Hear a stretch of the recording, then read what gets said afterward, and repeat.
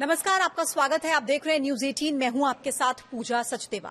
राजा murder case जिसको लेकर आप जानते हैं कि अभी तक कुल मिलाकर 3 आरोपियों को जमानत मिल गई है, जिसके बाद से लगातार राजा का परिवार इसका विरोध कर रहा है। राजा की मां हो या राजा के भाई या राजा के पिता, वो लगातार ये कह रहे हैं कि आखिर जमानत कैसे मिल गई। शिलांग पुलिस की कार्रवाई को लेकर भी वो लगातार सवाल उठा रहे हैं और इसी के साथ सवाल ये भी उठाए जा रहे हैं कि सोनम का भाई यानी कि गोविंद, वो कहीं ना कहीं उनका साथ दे रहा है और इसी वजह से उनको जमानत मिल गई है। और इसी बीच अब परिवार को डर ये सता रहा है कि कहीं ऐसे करते करते सभी आरोपियों को एक एक कर जमानत न मिल जाए और कहीं राज या सोनम भी बाहर ना आ जाए।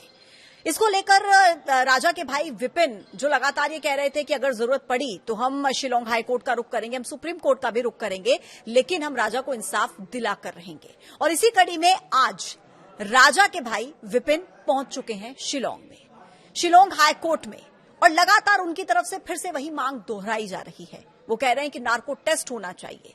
वो लगातार ये कह रहे हैं कि आखिर आरोपियों को जमानत मिल कैसे गई।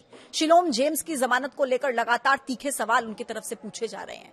शिलोम जेम्स, जिस पर यह आरोप है कि उसने सभी सबूतों को जलाने का, मिटाने का काम किया है, जिसने सोनम की इतनी ज्यादा मदद की है, आखिर उस शिलोम जेम्स को कैसे जमानत मिल गई? आखिर क्यों शिलांग पुलिस कोर्ट में पुख्ता सबूत पेश नहीं कर पाई? और अब शिलांग हाईकोर्ट पहुंचकर लगातार इंसाफ की मांग राजा के भाई की तरफ से की जा रही है।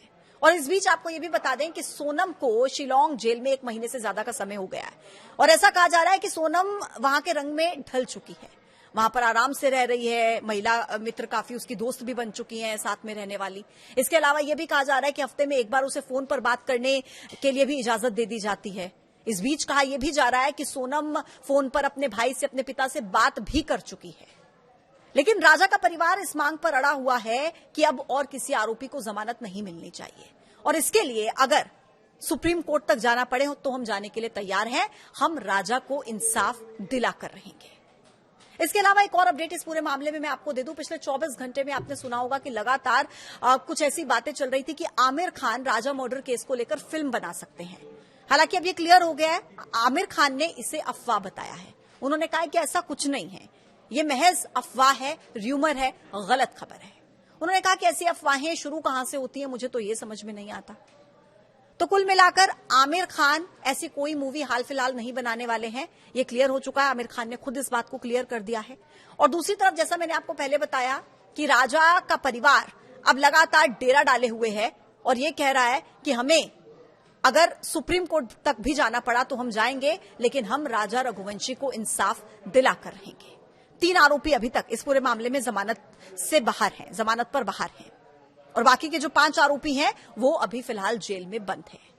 और इसी को लेकर परिवार अब लड़ाई लड़ रहा है कि किसी और को जमानत ना मिल जाए, कहीं एक एक करके सभी आरोपी बाहर ना आ जाएं।